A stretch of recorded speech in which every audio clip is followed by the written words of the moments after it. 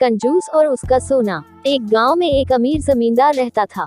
वह जितना अमीर था उतना ही कंजूस भी। अपने धन को सुरक्षित रखने का उसने एक अजीब तरीका निकाला था।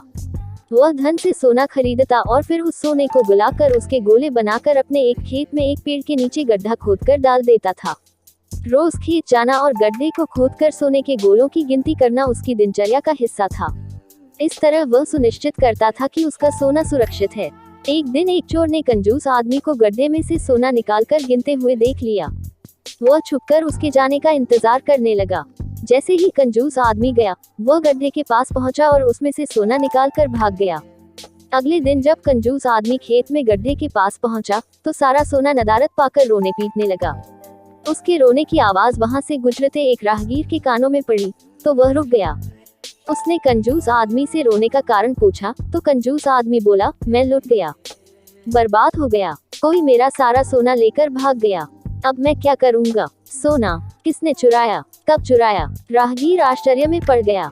पता नहीं चोर ने कब इस गड्ढे को खोदा और सारा सोना लेकर 9-2-11 हो गया। मैं जब यहाँ पहुँचा तो सारा सोना गायब था। कंजूस आदमी बिलखते हुए बोला, गड्ढे से सोना ले गया, तुम अपना सोना यहाँ इस गड्ढे में क्यों रखते हो? अपने घर पर क्यों नहीं रखते? वहाँ जरूरत पड़ने पर तुम उसका आसानी से उपयोग कर सकते हो। राहगीर बोला, मैं अपने सोने को कभी हाथ नहीं लगाता, मैं उसे सहेज कर रखता हूँ और हमेशा रखता, यदि वो चोर उसे चुरा कर नहीं ले जाता। कंजूस आदमी बोला।